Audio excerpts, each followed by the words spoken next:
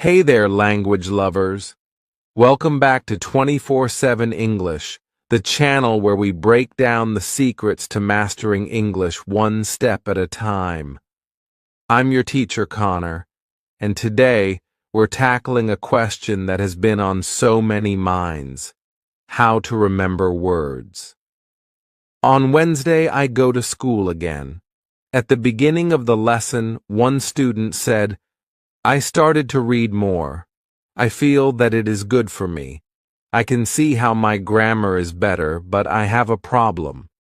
When I read, I look up a new word in the dictionary, then I continue reading. Sometimes, when I see the same word again only 10 minutes later, I don't remember the word, and I have to look it up again. Can you help me to remember the words better?" Our teacher says that it is an interesting question, and she gives this explanation. It is absolutely normal that you don't remember the new word immediately. Usually, you will have to look up the word 5 times before you remember it. There will also be words that you will have to look up 10 or 15 times. These words are usually verbs. When we learn a new word, the word goes through phases. Only when you achieve the last phase do you remember the word very well. There are 5 of these phases. Let's have a look at them. The first phase is the moment when you see the word for the first time, and you don't know the word. You look it up in the dictionary. The second phase is the moment when you see the word that you have already looked up in the dictionary or heard or saw it in the past. You know that you saw this word before, but you still don't remember its meaning. You look up the word again. The third phase is the moment when you see the word again, and you feel what it could mean, but you're not sure. For example, you know that the word is some kind of object, some animal, or a verb. The fourth phase is the moment when you already know what the word means when you see it, but you are not able to recall the word when you want to say it. When this phase happens, the word is in your passive vocabulary. The fifth phase is the moment when you are able to use the word when you speak. Now you can see there are 5 phases altogether. Do you understand now why it is not possible to remember a new word when you see it for the first time? You would have to jump across all the phases with the first encounter with the word. You have to see or hear every word several times and let it go through all the phases until you get to phase number 5. You can be happy not only when you learn a new word perfectly, but also when you get from one phase to the other. When it happens, you are closer to the final goal, and it is to use the word without problems in everyday communication. All of this is interesting to me. I didn't know about these phases, but it is all logical.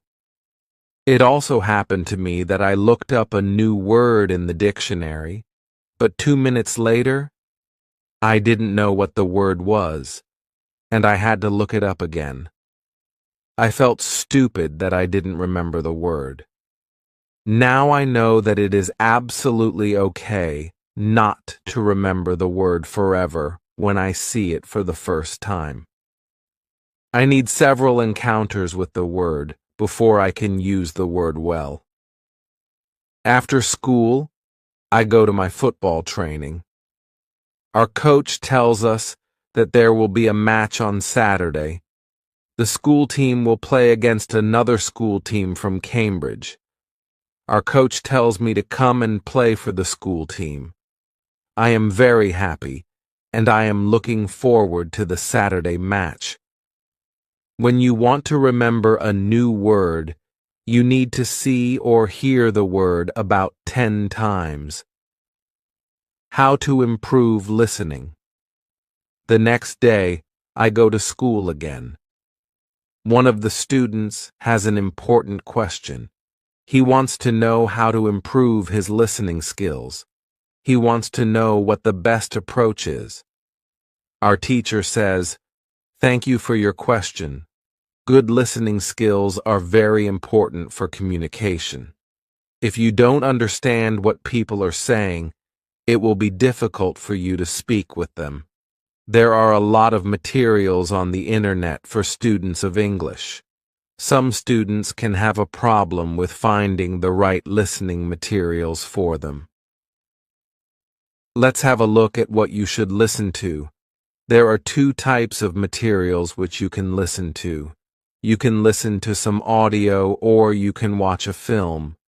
These are quite different materials and different rules apply to them. When you listen to some audio, you should know 95% of the words or more. If the audio has a lot of new words, read the text first if possible, and make sure you know all the words. When you practice listening, you practice getting information from a spoken language. You don't try to learn new words. Of course, sometimes you can learn new words, but it is not the main goal. When you listen, concentrate on getting information from spoken English. It is important to use materials at your level of English. For example, you can use books in simplified English, which contain an audio recording. I really recommend these books to you. They are fantastic because you can choose a book at your level of English. When you have such a book, read the book first, and then listen to the recording at home or when you travel. You can read two great books at www.robinsandcrusoeinsl.com or www.thelittleprince.insl.com.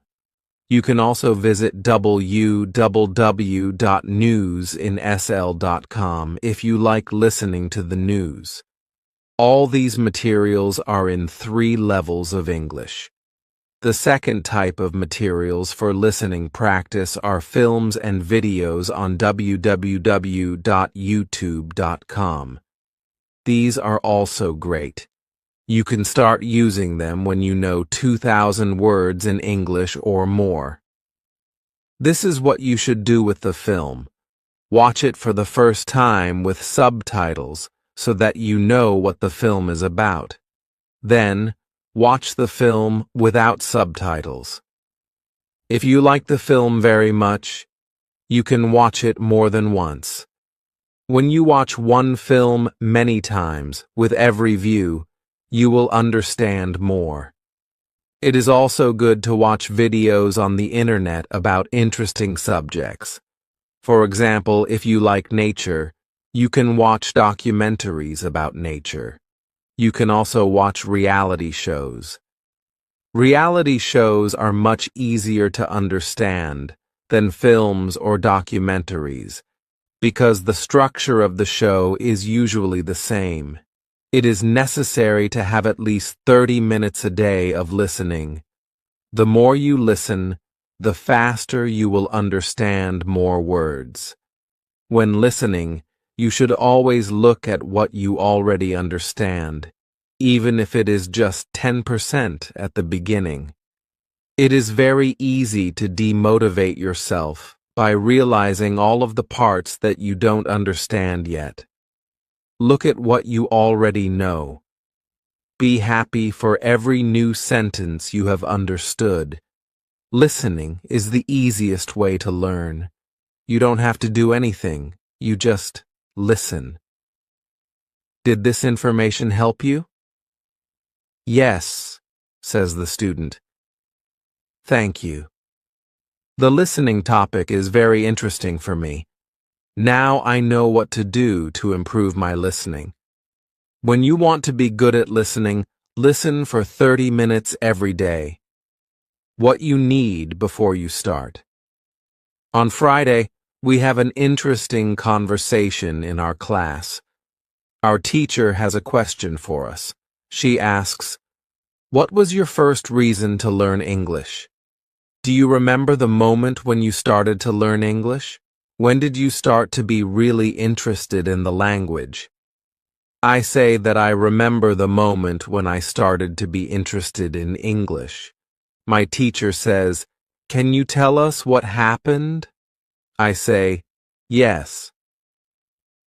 First, I have to say that English wasn't always my favorite subject. I started to learn English at high school. At the beginning, it was very difficult for me. I didn't understand the structure of the language. It was illogical to me. I tried to remember words. I tried to learn grammar, but it was very hard. When I finished high school, I was still only a beginner. I couldn't speak English, and I believed that I would never learn this language properly. I simply believed that English wasn't for me. Then, something happened. I always liked music, and when I was 20, I started to listen to the Beatles. I wanted to understand what they were singing, so I started to translate their songs. Slowly, I understood more and more. Then, I met two ladies from England on a train. We had a simple conversation, but it helped me very much.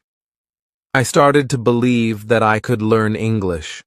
From that moment on, I was working on my English almost every day, and I was getting better and better. Then, I decided to go to England and improve English here. My teacher thanks me for sharing my story. She also tells me, "Here is something very interesting about your story. You are still you. The first, you didn't have motivation to learn English. The second, you had a motivation. You wanted to understand songs. You can see that motivation is very important. When you have it, you can succeed. When you don't have it, it is very hard to be successful." Then our teacher asks everybody in the class about their motivation to learn English. The stories are very interesting. One girl's motivation is to be able to read historical books in original English. One student wants to be a professional tennis coach in England. He wants to speak perfect English before he starts his career as a coach. One woman wants to work for a big international company, and she needs English for her job.